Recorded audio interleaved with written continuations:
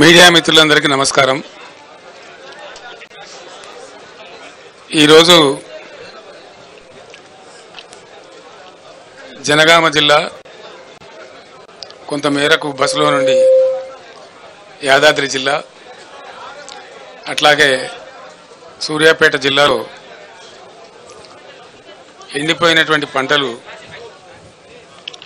మా బృందం అంతా నాతో పాటు కలిసి పరిశీలించడం జరిగింది. చాలా చోట్ల రైతులు పాపం కన్నీరు మున్నీరై మమ్మల్ని ఎట్లయినా ఆదుకోవాలి,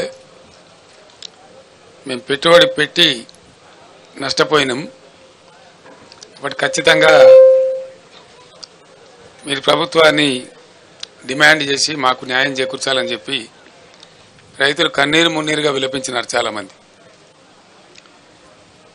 చాలామంది రైతులు నాతో చెప్పింది ఏమంటే, చాలా గ్రామాలలో నీళ్లు ఇస్తామని అన్నారు కాబట్టి, మొదట ఇచ్చిండ్రు కాబట్టి మేము నమ్మి పంటలు వేసుకున్నాము, మొదలే ఇయ్యమని చెప్తే కనీసం వేయకుండా ఉండేవాళ్ళము, మాకు అనవసరంగా ఈ ప్రభుత్వం నష్టం చేకూర్చింది అని చెప్పి వాళ్ళు స్పష్టంగా నాతోనే స్వయంగా చెప్పడం జరిగింది. రెండవది ఏంటంటే, గత 10 సంవత్సరాలు 10లో 2-3 సంవత్సరాలు మినహాయిస్తే 7-8 సంవత్సరాలు వ్యవసాయ స్థిరీకరణ అనే ఒక అంశాన్ని కేంద్ర బిందువుగా పెట్టుకొని రైతు బాగుంటేనే రాజ్యం బాగుంటుంది అనేటువంటి ఒక మంచి ఉద్దేశంతో గత బీఆర్ఎస్ ప్రభుత్వం కొన్ని స్పష్టమైన విధానాలు తీసుకొని చర్యలు చేపట్టింది. అందులో మీరందరూ కూడా చూసినారు ప్రత్యక్షంగా. దాన్ని ఒకటి, రైతులకు నీరు సరఫరా చేయడం అనేక పద్ధతుల ద్వారా. రెండవది, రైతుకు పెట్టుబడి ఇవ్వడం సరైన సమయంలో. రైతు బంధు అనేటువంటి కార్యక్రమాన్ని దేశంలోనే వినూత్న కార్యక్రమాన్ని మొట్టమొదటిసారి తీసుకొచ్చి టైం మీద అదునుకు వాళ్ళకు అందేటట్టుగా రైతు బంధు పెట్టుబడి సహాయం చేయడం. మూడవది, 24 గంటలు రెప్పపాటు కూడా పోకుండా నాణ్యమైనటువంటి విద్యుత్ సరఫరా చేయడం. నాలుగవది, రైతుల యొక్క పంటలన్నీ కూడా 7,600 పైచిలకు కొనుగోలు కేంద్రాలు రాష్ట్ర వ్యాప్తంగా ఏర్పాటు చేసి ప్రతి గింజను ప్రభుత్వమే కొనుగోలు చేయటం. ఐదవది, రైతులకు అనుకోకుండా ఏదైనా సంభవిస్తే వాళ్ళకి రైతు బీమా ఏర్పాటు చేయటం. ఇటువంటి నిర్దిష్టమైనటువంటి పనులతోని వ్యవసాయ రంగం అద్భుతమైనటువంటి దశకు తెలంగాణలో పోయి, దానికి మీరందరూ కూడా సాక్షులు. 2014 ముందు 30-40 టన్నుల ధాన్యం కూడా పండించినటువంటి తెలంగాణ, 3,30-40 లక్షల టన్నుల ధాన్యానికి మించిన తెలంగాణ 3 కోట్ల పైచిలకు ధాన్యాన్ని ఉత్పత్తి చేసి పంజాబ్కే పోటీగా నిలిచి దేశంలో అగ్రస్థానానికి పోయేటువంటి పరిస్థితికి దూసుకొని పోయింది. ఇది కట్టుకథ కాదు, పిట్టకథ కాదు, ఇది నిజంగా ప్రజలందరి సాక్షిగా, మీ అందరి సాక్షిగా జరిగినటువంటి దృశ్యం, మనం చూసినటువంటి. చాలా బరువైనటువంటి గుండెతో నేను మాట్లాడుతూ ఉన్నా, బాధ కలుగుతూ ఉంది. ఇంత షార్ట్ పీరియడ్లో వితిన్ 100 days 110 daysలో ఇంత దుర్భరమైన పరిస్థితి చూస్తామని మేము అనుకోలేదు. రైతులు ఇంత ఏడ్చేటువంటి పరిస్థితికి పోతారని కూడా అనుకోలేదు. మాకే సమాచారాన్ని బట్టి, అందినటువంటి సమాచారాన్ని బట్టి 100 రోజులలో 200 మంది రైతులు ఆత్మహత్యలు చేసుకున్నారు. కొందరు కరెంటు షాకులతోని, కొందరు ఆత్మహత్యలు వరసి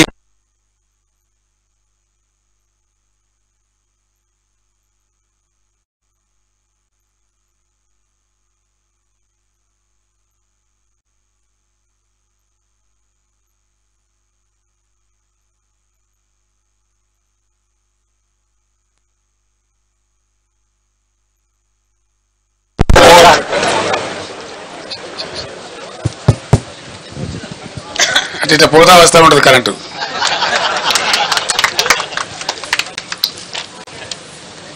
ఇప్పుడు మనందరం ప్రత్యక్షంగా చూస్తా ఉన్నాం. సో ఇట్లా 100 రోజుల పరిపాలనలో 200 మంది రైతులు ఆత్మహత్యలు. నేను కొద్దిగా బాధపడుకుంటూ మాట్లాడుతున్న ఆవేదనతో, ఎందుకంటే రైతులు మళ్ళా ఆత్మహత్య చేసుకునే దుస్థితి ఈ రాష్ట్రంలో వస్తుందని చెప్పి మేము కళ్ళ కూడా అనుకోలే. ఎందుకంటే చాలా వరకు పనులు మేము చేసి పెట్టినాం, పటిష్టంగా చేసి పెట్టినాం. మరి ఎందుకు సంభవిస్తున్నట్టు ఈ ఆత్మహత్యలు? ఈ లక్షల ఎకరాల్లో పంటలు ఎందుకు ఎండిపోతున్నట్టు? దయచేసి జర్నలిస్ట్ మిత్రులతో నేను ప్రార్థిస్తా ఉన్నా, మీరు కూడా ఆలోచన చేయాలి. మీరు ప్రజల పక్షాన ప్రజల కోసం ఉండేవాళ్ళు కాబట్టి నేను మీకు కూడా అప్పీల్ చేస్తా ఉన్నా, ఈ పరిస్థితి ఎందుకు వచ్చినట్టు మీరు కూడా పరిశీలన చేసి రాయండి. ప్రజల పక్షాన్ని నిలబడండి, రైతుల పక్షాన్ని నిలబడండి. ఇది రాష్ట్రం యొక్క మేలును కాంక్షించి. రాజకీయాలు ఎప్పుడు ఉంటుంటాయండి, రాజకీయాలు పెద్ద ఇష్యూ కాదు. రాజకీయం ఎన్నికలు వస్తే గెలిచేటోడు గెలుతాడు, ఓడతాడు, ఇలా కాకపోతే పుల్ల కాకపోతే మళ్ళీ ఎవడోడు, అది సాధారణంగా జరిగే విషయం, రొటీన్, దానికి పెద్ద ఇంపార్టెన్స్ లేదు. కానీ ఈ సామాజికమైనటువంటి పరిస్థితి తెలంగాణలో అద్భుతంగా మారి ఉన్నత శిఖరాగ్రాలకు చేరుకొని దేశంలోనే నంబర్ 1 స్థాయికి ధాన్యం ఉత్పత్తిలో ఎదిగిన రాష్ట్రం అనతి కాలంలో, ఇంత స్వల్ప కాలంలో ఎందుకు ఈ బాధకు గురి కావాలి? దీనికి కారణం ఏంటి? నంబర్ 1, అద్భుతమైనటువంటి ప్రపంచ దేశాలు, యుఎన్ఓ దేశంలో దాదాపు 15-16 రాష్ట్రాలు కొనియాడి వాళ్ళు అమలు చేసుకుంటున్న పథకం మిషన్ భగీరథ. ఎందుకు మంచినీళ్ళ కొరత రావాలా? చీఫ్ సెక్రటరీ గారి స్టేట్మెంట్లు ఏమో సోర్సెస్ అన్ని బరాబరే ఉన్నాయి, ఎవరు భయపడే అవసరం లేదు, మీరు అద్భుతంగా ఉండొచ్చని చెప్తా ఉన్నారు. అసలు హైదరాబాద్ సిటీలో ₹1 నల్లా కనెక్షన్ ఇచ్చి 20,000 లీటర్ల ఫ్రీ వాటర్ ఇచ్చి రాష్ట్ర వ్యాప్తంగా ప్రతి ఇంటిలో నల్లా పెట్టి, దీన్ని కూడా మీరు అందరు సాక్షి, జర్నలిస్ట్ మిత్రులు కూడా. దానిలో ఎందుకు లోపం వస్తుందంటే నాకు అర్థం కాదు. ఏం కారణం? మేము అసెంబ్లీలో ఛాలెంజ్ చేసినాం, నేను స్వయంగా యాజ్ ఎ చీఫ్ మినిస్టర్, ఈ టర్మ్ లోపల భగీరథ కంప్లీట్ చేయకపోతే వచ్చే మా పార్టీ పోటీ కూడా చేయదు, మేము ఓట్లు కూడా అడగమని చెప్పి అంత ఛాలెంజ్గా చెప్పి తీసుకొని ఆ పథకాన్ని కంప్లీట్ చేసినాం. ఆ తర్వాత 5 ఏళ్ళు బ్రహ్మాండంగా నడిపినాం. బిందె పట్టుకొని ఆడబిడ్డ ఇక్కడ కనబడలే రోడ్డు మీద. పబ్లిక్ స్టాండ్ పోస్ట్స్ అన్ని మాయమైపోయినాయి రాష్ట్రంలో. ఏ టౌన్లో కానీ ఎక్కడ కానీ మంచినీటి ట్యాంకర్ మనకు కనబడలే గత 5 సంవత్సరాలు. మరి ఇప్పుడు ఎందుకు బిందెలు ప్రత్యక్షమవుతున్నాయి? ఎందుకు మళ్ళీ నీటి మూతలు స్టార్ట్ అయినాయి? ఎందుకు నీళ్ళ ట్యాంకర్లు విచ్చలవిడిగా వ్యాపారం చేస్తున్నాయి? హైదరాబాద్ సిటీలో కూడా ట్యాంకర్లు పెట్టాల్సిన దుస్థితి ఎందుకు దాపరిస్తూ ఉంది? ఇవి ఆలోచించాల్సిన విషయాలు. ఇంకో విషయం ఏంటంటే కరెంటు. 1.5 సంవత్సరంలో డిస్ప్రపోర్షనేట్గా చాలా దారుణంగా ఉన్నటువంటి విద్యుత్ రంగాన్ని సుమారు 35,000 కోట్లు ఖర్చు పెట్టి రకరకాల పద్ధతులన్నీ అవలంబించి సెంట్రల్ ఎలక్ట్రిసిటీ అథారిటీని కూడా సంప్రదించి మా మెదడంతా కరగదీసి అద్భుతమైనటువంటి కరెంటును మేము తీర్చిదిద్దినాం. భారతదేశంలో అన్ని రంగాలకు 24 గంటలు 1 సెకండ్ కూడా కరెంటు పోకుండా ఏర్పాటు చేసినటువంటి ఘనత మా ప్రభుత్వానికి. అది మీరందరూ అనుభవించినారు, మీరందరూ చూసినారు. ఆనాడు కరెంటు పోతే వార్త, ఇవాళ కరెంటు ఉంటే వార్త అనే కాడికి వచ్చింది. ఇది ఎందుకు వస్తుందండి నాకు అర్థం కాదు. ఒక సెటిల్డ్ సిస్టమ్. విద్యుత్ అనేది చిన్న విషయం కాదు కదా, నోటి మాటలు కాదు కదా, కట్టుకథలు పిట్టకథలు కాదు కదా, ఒక అద్భుతమైన వ్యవస్థ. దాన్ని తీర్చిదిద్ది 7.5-8 ఏళ్ళు అద్భుతంగా మేము మొత్తం ప్రజలకు సరఫరా చేసినాం. కమర్షియల్ కావచ్చు, డొమెస్టిక్ కావచ్చు, అగ్రికల్చర్ కావచ్చు, ఇండస్ట్రీ కావచ్చు, ఐటీ కావచ్చు, ఇంకా మరే ఇతర రంగమైన కావచ్చు, అందరికి కూడా ప్రజలందరికీ కూడా 24/7 పవర్ అద్భుతంగా సప్లై చేసిన ఒకే ఒక్క రాష్ట్రం భారతదేశంలో తెలంగాణ, అగ్రగామి రాష్ట్రం. మరి ఆ రాష్ట్రానికి ఏం చెదలు పట్టింది? అలా 100 రోజులలో ఇంత అస్తవ్యస్తమైంది. దీని ఉన్న తమాషా ఏంది? కొత్తగా నడిపించేది ఏం లేదు, కొత్తగా మొద్దులు మోసేది లేదు, కట్టెలు కొట్టేది లేదు, కొత్తగా పెద్ద గడపడలు పట్టి తవ్వేది లేదు. ఉన్న వ్యవస్థ ఉన్నట్టు జరిగించలేని అసమర్థత ఏంది, అశక్తత ఏంది? కట్టిన ఇల్లు పెట్టిపోయి కదా, దాన్ని నడిపించే తెలివి కూడా లేకపోతే ఎట్లా? అంటే మనకు స్పష్టంగా దీన్ని బట్టి అర్థమవుతున్నది ఏంటంటే, ఇప్పుడున్నటువంటి రాష్ట్రాన్ని పరిపాలిస్తున్నటువంటి పార్టీ ప్రభుత్వం యొక్క అసమర్థత, అవివేకం, తెలివి తక్కువతనం, అవగాహన రాహిత్యం, దేన్ని ఎట్లా వాడాలనో తెలియనటువంటి ఒక అర్భకత్వం మనకు స్పష్టంగా కనపడతా ఉంది. ఉన్న కరెంటును వాడుకోవడం తెలివి లేదు, ఉన్న మిషన్ భగీరథ వాడుకునే తెలివి లేదు. అద్భుతంగా వచ్చినటువంటి హైదరాబాద్ నీళ్లు మళ్ళా ఇలా వాటర్ బిల్స్ వస్తూ ఉన్నాయి, ట్యాంకర్లు వ్యాపారం జరుగుతూ ఉంది, కొనలేక జనం చేస్తూ ఉన్నారు. మళ్ళా జనరేటర్లు, ఇన్వర్టర్లు, కన్వర్టర్లు వస్తూ ఉన్నాయి, మళ్ళా స్టెబిలైజర్లు కొనుక్కునే పరిస్థితి వస్తూ ఉంది. మీ అందరి ఇన్ఫర్మేషన్ కోసం నేను ఒక మాట చెప్తా ఉన్నా. హైదరాబాద్కు పెట్టుబడులు ఐటీ రంగంలో, ఇండస్ట్రీలో అద్భుతంగా వస్తున్న తర్వాత హైదరాబాద్ను పవర్ ఐలాండ్ సిటీగా మార్చినాం మేము. ఎటువంటి పరిస్థితి వచ్చిందంటే ఐటీ కంపెనీ వాళ్ళు, పెద్ద పెద్ద వాళ్ళు, చాలా పెద్దవాళ్ళు, ఇంటర్నేషనల్ దిగ్గజాలు, న్యూయార్క్లో పోతుంది పవరు, లండన్లో పోతుంది, కానీ హైదరాబాద్లో పోదురా అనే స్థితి తెచ్చినాం. అది మీకు నేను బట్టి స్టోరీలాగా చెప్తలేను. దాన్ని ఏం చేసినామంటే బీఆర్ఎస్ ప్రభుత్వం వచ్చిన కొత్తలో ఈ రాష్ట్రంలో నేషనల్ గ్రిడ్కు మన రాష్ట్రం కనెక్టెడ్ లేకుండే, అనుసంధానం లేకుండే. ఒక 5-6 లైన్స్ వార్దా డిచ్పల్లి కావచ్చు, వరంగల్ వరోరా కావచ్చు, అంగుల్ పలాస కావచ్చు, PGCIL power grid corporation of India limited ఎంబడి నేనే చేసి రాత్రింబవళ్ళు వాళ్ళతోని కొట్టాట పెట్టుకొని ఈ 3 లైన్లు కల్పించినాం. దాంతో టోటల్ తెలంగాణ రాష్ట్రం, ఏపీ రాష్ట్రం కూడా మనతో పాటుగా నేషనల్ పవర్ గ్రిడ్కి అనుసంధానమైన. దాని ఫలితం ఏంటంటే మనకు ఏదైనా సందర్భంలో షార్టేజ్ ఏర్పడితే ఇండియా మొత్తంలో ఎక్కడ పవర్నా అక్కడి నుంచి కొనుక్కునేటువంటి అవకాశాన్ని కల్పించగలిగినాం. నంబర్ 1. నంబర్ 2, 7,600 మెగావాట్లుగా ఉన్నటువంటి ఇన్స్టాల్డ్ కెపాసిటీని దాదాపు 18,000 మెగావాట్లకు తీసుకుని పోయినాం. In addition to that 1,600 రామగుండంలో, 4,000 Yadadri thermal స్టేషన్లో, అంటే 5,600 మెగావాట్ల పవరు ఇంకా అడిషనల్గా వచ్చేటువంటి సదుపాయాన్ని కూడా కల్పించినాం. మొన్ననే ఎన్టీపీసీ 1,600 మెగావాట్లు ప్రధానమంత్రి స్వయంగా వచ్చి డెడికేట్ చేసినాడు. నేను వాళ్ళు ఎంబడబడి తరిమి దాన్ని చేయించిన ఆ రోజు 10 సార్లు నేనే రామగుండం వెళ్ళి మీకు ఏం కావాలో రాష్ట్ర ప్రభుత్వం నుంచి ఏం సహకారం కావాలని చెప్పి అడిగి పర్సూ చేసి దాన్ని కంప్లీట్ చేయించినాం. అఫ్కోర్స్ మా ప్రభుత్వం పోయిన తర్వాత మొన్న వచ్చింది అది. మన ప్రైమ్ మినిస్టర్ వచ్చి దాన్ని డెడికేట్ చేసినాడు. ఇప్పుడు ఆ సప్లై కూడా యాడ్ అయింది. అంటే మా ప్రభుత్వం ఉన్నప్పటికంటే ఇంకొక 1,600 మెగావాట్లలో 85%. ఎన్టీపీసీ ఏం చేస్తుందంటే ఏ రాష్ట్రంలో ఉందో, ఏ రాష్ట్రం కోసం కట్టినరో దానికి 85% ఇస్తుంది, 15% ఏమో వాళ్ళు నేషనల్ కోసం తీసుకుంటారు. అంటే ఆ ప్రకారంగా అద్భుతమైన కరెంటు ఎంత అయితే 1,600లో 85% అంటే ఆ సుమారు 1,500 వస్తుంది. 1,450 నుంచి 1,500 మెగావాట్లు అదనంగా యాడ్ అయింది. చేస్తే ఈ ప్రభుత్వం పట్టించుకొని చేస్తలేదు, కానీ ఈ పాటికి యాదాద్రిలో కూడా 1-2 యూనిట్లు వచ్చే అవకాశం కూడా ఉండే. అంటే ఇక్కడ 1,500, 1,600 వచ్చే అవకాశం ఉండేది మన సొంతం. దీని నుంచి ఒక యూనిట్ కూడా బయటకి ఇచ్చే అవసరం లేదు. మరి ఇంత ఉజ్వలంగా తయారైనటువంటి పవర్ సిస్టమ్ ఎందుకు ఈరోజు ఇబ్బంది పడతా ఉంది? ఇది పరిపాలకుల అసమర్థత అవునా కాదా? దయచేసి మీరే ఆలోచన చేయాలి. ఇది పని చేయలేనటువంటి, పని చేతగానటువంటి ఒక అసమర్థ ప్రభుత్వ విధానం అనుకోవన్నా దీన్ని ఏ విధంగా అర్థం చేసుకోవాలా? లేదు అంటే మనకు దరిద్రం ఉందంటే అర్థం చేసుకోవచ్చు. ఉండి దరిద్రం ఎందుకండి? ఏం కారణం చేత? ఇంకొకటి మనకు తర్వాతనండి, అంత గుర్తించడం అవసరం లేదు, రాహుల్ చెప్తాం, నో ప్రాబ్లం. ఇంత అద్భుతమైన పవర్ సిస్టమ్ ఎందుకు ఫెయిల్ అవుతా ఉంది రాష్ట్రంలో? 7 ఏళ్ళు నడిచినటువంటి సిస్టమ్, 7 ఇయర్స్ అద్భుతంగా అందరికీ అందుబాటులో ఉన్న కరెంటు స్విచ్ ఆఫ్ చేసినట్టుగా ఎందుకు మాయమైంది? దీనికి ఎవరు సమాధానం చెప్పాలా?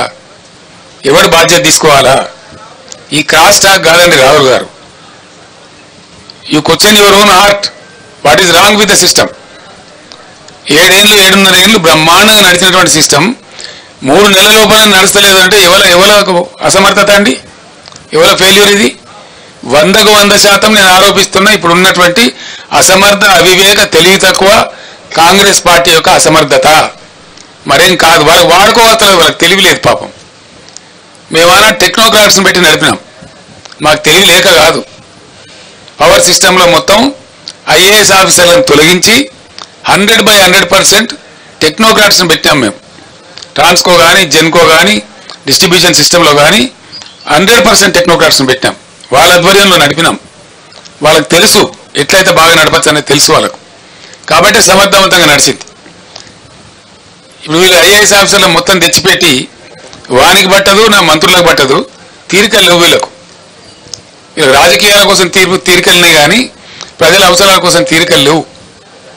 రైతు బంద్ వేయడానికి తీరిక లేదు. మేము రైతు బంద్ వేస్తే వారం 10 రోజుల్లో వేసేవాళ్ళం. Within 10 days in all the stitches. మొదలు పెట్టినామంటే 10 days, మ్యాక్సిమం ఎప్పుడైనా 12 days అందరు రైతులకు పడిపోయేది.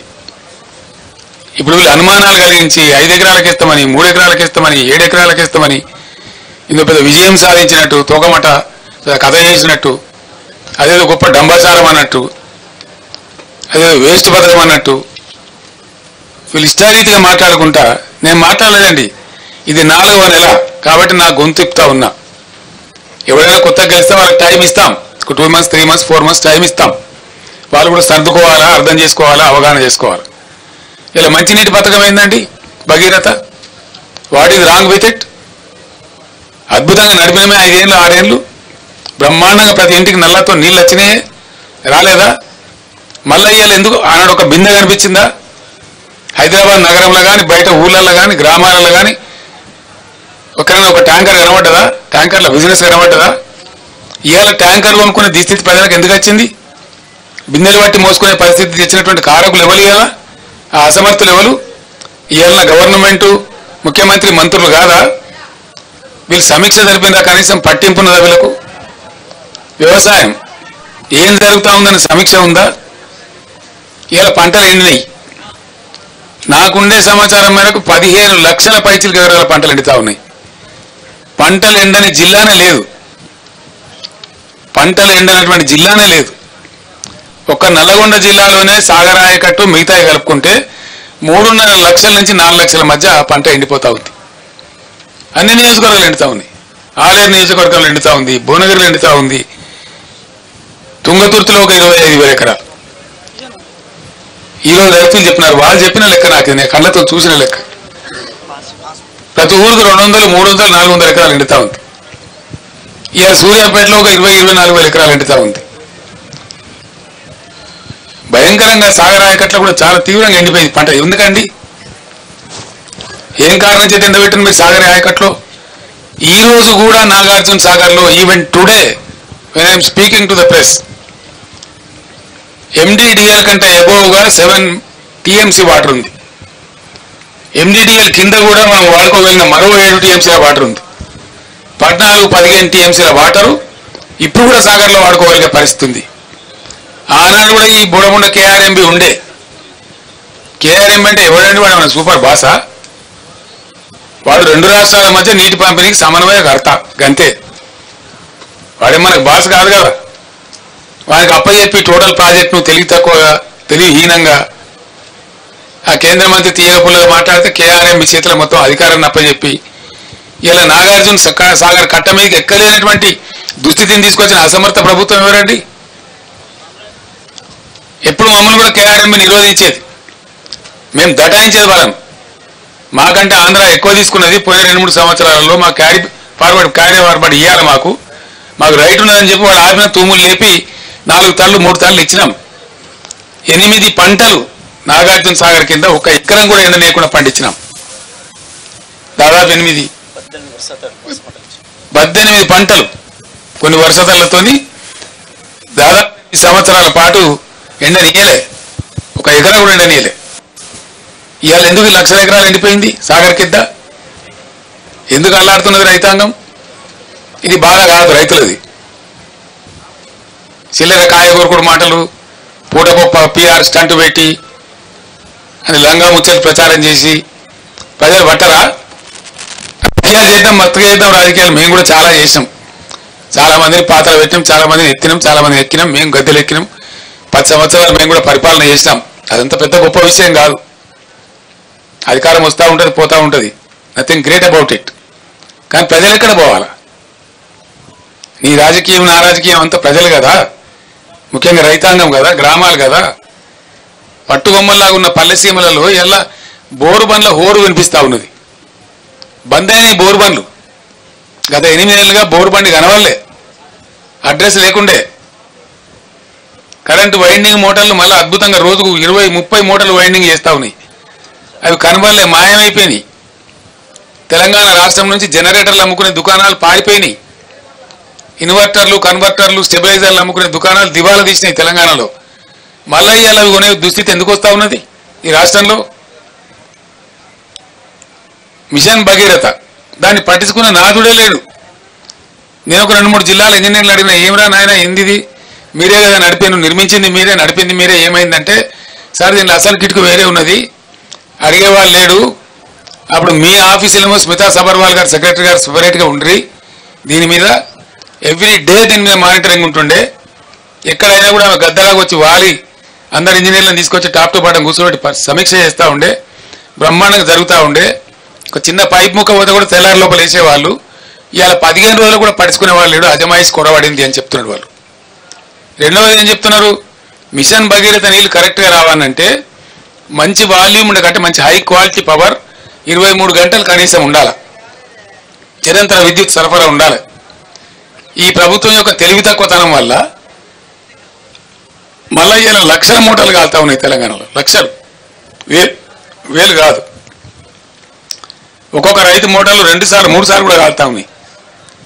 ఆరాటానికి పాపం వాళ్ళు ఏం చేస్తారు, పుట్టకొచ్చిన పని చేను, ఈంతున్న చేను ఇక వండుతుందేమో, 4 గింజలు పండితే బతుకుతామేమో అని చెప్పి కొత్తగా బోర్లు వేయటం, వాగులలో చెలుమలు తీయటం, వరద కాలువలలో చెలుమలు తీయటం, క్రేన్లతో పూడికలు తీయడం, మాయమైన అన్ని మళ్ళీ ప్రత్యక్షమైనాయండి 100 రోజులకే. మాయమైన ట్యాంకర్లు ప్రత్యక్షమైనవి, మాయమైన బిందెల మూత ప్రత్యక్షమైంది, మాయమైన మంచినీళ్ళ కొరత ప్రత్యక్షమైంది, మాయమైన కరెంటు కొరత ప్రత్యక్షమైంది, మాయమైనటువంటి క్రేన్లు ప్రత్యక్షమవుతున్నాయి పూడికలు తీయడానికి, మాయమైన బోరుబావులు మళ్ళీ హోరెత్తుకుంటూ తిరుగుతూ ఉన్నాయి. ఇంత లోపలనేనా? జర్ర కేసీఆర్ గల్మ దాటంగానే కట్కేసినట్టే బంద్ అవుతాయా? ఏమన్నట్టు, ఎందుకు జరుగుతున్నట్టు పరిణామాలు? నేను జోక్గా చెప్తానండి, దయచేసి ఇది సమాజం యొక్క విషయం, ప్రజల యొక్క విషయం. ఇంకా 3 నెలలు గడవాలా, జూన్ చివరికి పోతే తప్ప మళ్ళీ ఈ ఊటలు రావు. అది భగవంతుడు మన నుంచి మంచి వర్షాలు కురిస్తే ఏ జూలై 15కో 20కో మనకు మళ్ళీ ఊటలు వస్తాయి. వర్షాలు భారీగా కురిస్తే అప్పుడు భూగర్భం మళ్ళా జలంతో నిండితే అప్పుడు వస్తాయి. దాదాపు ఇంకో 3 నెలలు 3.5 నెలలు ఇంకా ఎంత భయంకరమైతే పరిస్థితి. దానికోసం మాట్లాడవలసి వస్తూ ఉంది. నేను బాధతో మాట్లాడుతున్నా, దుఃఖంతో మాట్లాడుతూ ఉన్నా.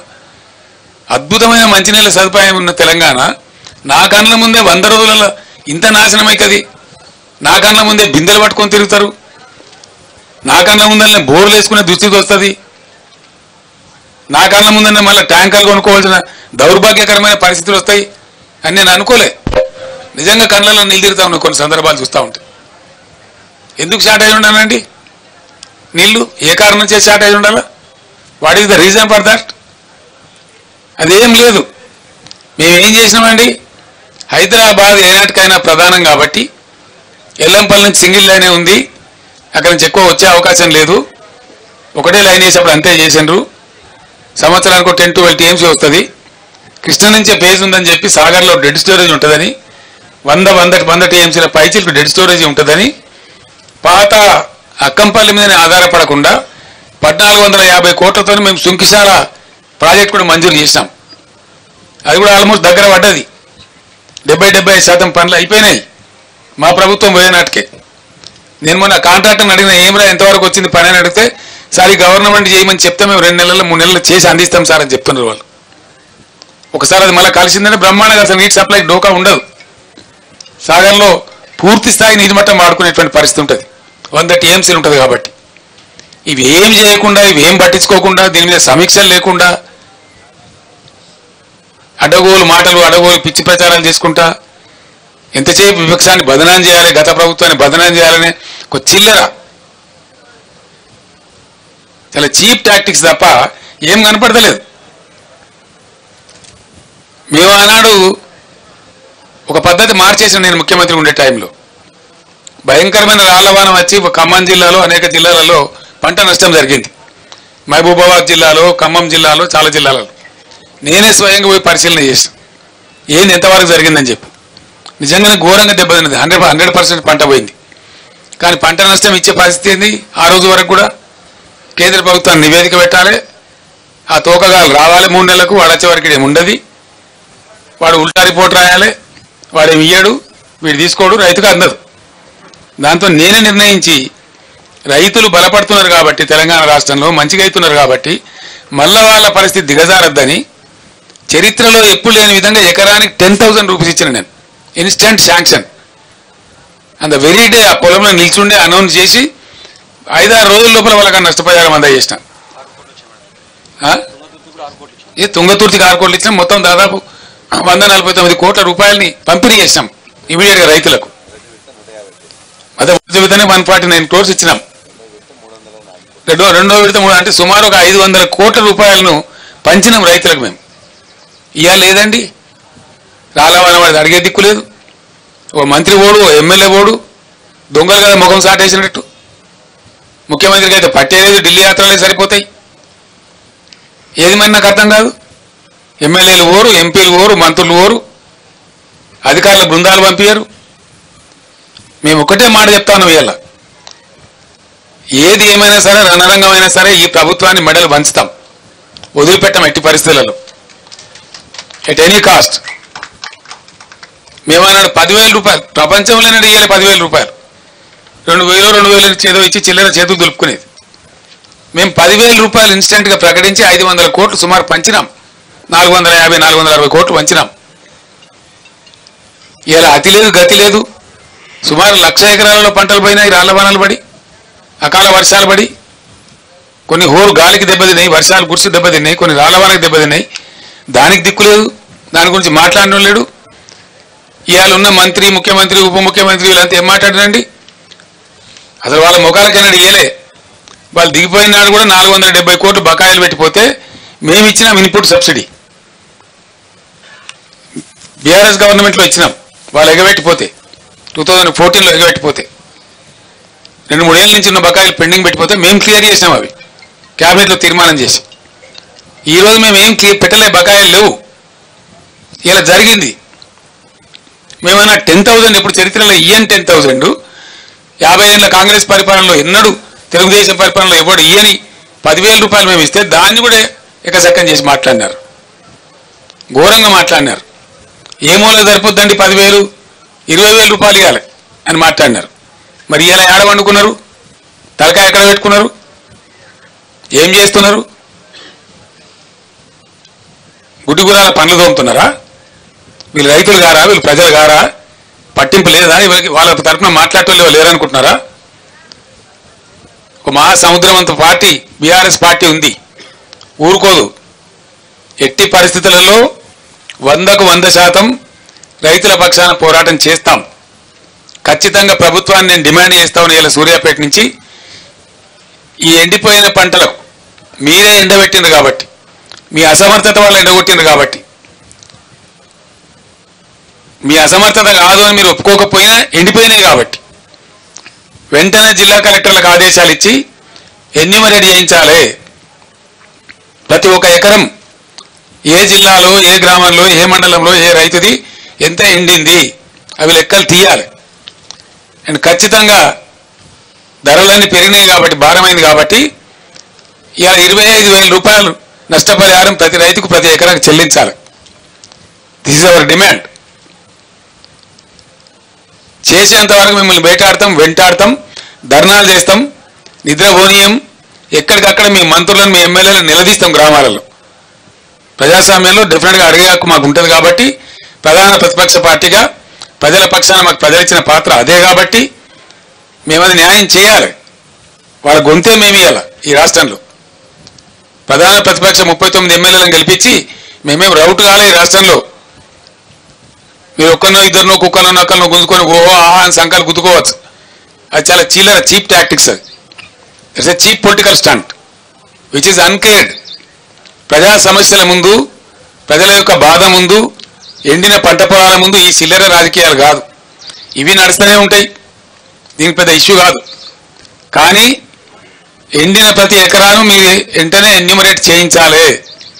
మా బీఆర్ఎస్ దళాలు తిరుగుతున్నాయి, మేము ఎన్యూమరేట్ చేస్తూ ఉన్నాం, మా మంత్రులు, మా మాజీ మంత్రులు, ఎమ్మెల్యేలు, ఎంపీలు ఉన్నోళ్ళంతా మా ఎమ్మెల్సీలు తిరుగుతూ ఉన్నారు.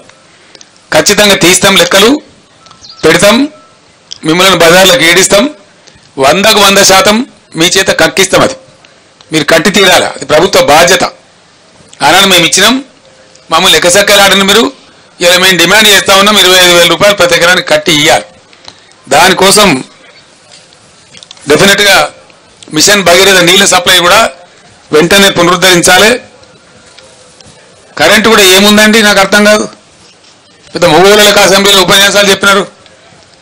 కరెంట్ అప్పులు చేసింది, కరెంట్ అప్పులు చేస్తా. అది ఎవరి కోసం చేస్తుందండి? కరెంట్ అప్పులు చెయ్యాలి, ఎందుకు చేయకూడదండి? నేను అడుగుతా ఉన్నా. రైతాంగం పంటల మీద పెడతారా?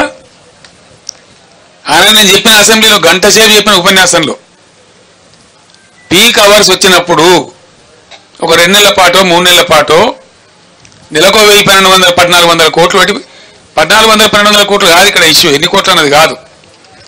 ఎంత కరెంటు షార్టేజ్ ఉంటే అంత పర్చేజ్ చేయాలి, ఇవ్వాలి, సప్లై చేయాలి. మేము అదే పని చేసినాం. అందుకే ఆనాడు రెప్పపాటు కరెంటు పోలే. మేము ఇప్పటికప్పుడు సమీక్షలు చేసుకొని కొంత మేరకు పెంచిన తర్వాత అప్పటికి లోడ్ ఏర్పడుతుంది అన్నమాట. అనూహ్యమైన లోడ్ వస్తుంది. మా అప్పటికంటే ఇప్పుడు ఎక్కువ లోడ్ ఏం రాలే, అంతే 500-600 మెగావాట్లే వచ్చింది. మేమున్నప్పుడు పీక్ లోడ్ 14,900 పైచీలకు పోయింది. మొన్న పీక్ లోడ్ 15,600లకు పోయింది. అంటే దాని అర్థమైంది ఒక 600-700 మెగావాట్లు ఎక్కువైంది. అది మీరు కొంటలేరు. మీరు కూడా కొంత కొంటున్నారు, కానీ ఎంత అవసరమో రైతులకు, రాష్ట్ర ప్రజలకు అంత మీరు కొంటలేరు. కాబట్టి కరెంట్ వస్తలేదు. చాలామంది రైతులు నాతో చెప్పినారు, ఎందుకు కాలుతున్నాయి మోటార్లు? మొన్నటిదాకా 8 ఏళ్ళు కాలని మోటార్ ఎందుకు కాలుతుంది సార్? చాలాసార్లు వస్తున్నది పోతున్నది, వస్తున్నది పోతున్నది. రోజులో 5 సార్లు 6 సార్లు 7 సార్లు వస్తున్నది పోతున్నది. అక్కడక్కడ మామూలు సభలు మాట్లాడుతుంటూ పోతా ఉన్నది. ఇదే జగదీశ్వర్ రెడ్డి గారు సూర్యాపేటలో సభ, నల్లగొండలో సభ మాట్లాడుతుంటే 5 సార్లు పోయింది. పోయినప్పుడల్లా బయట కింద కూర్చున్నదంతా జై కాంగ్రెస్ అంటున్నారు.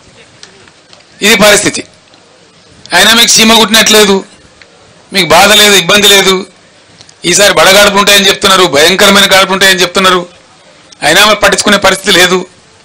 కానీ మేము మాత్రం ఊరుకునే పరిస్థితి కాదు. ఎట్టి పరిస్థితులలో మీకు అసలు పట్టింపలేదు రైతులంటే. రైతు బంద్ చేయడానికి పెద్దగా హరిగోస పెట్టినారు వాళ్ళను.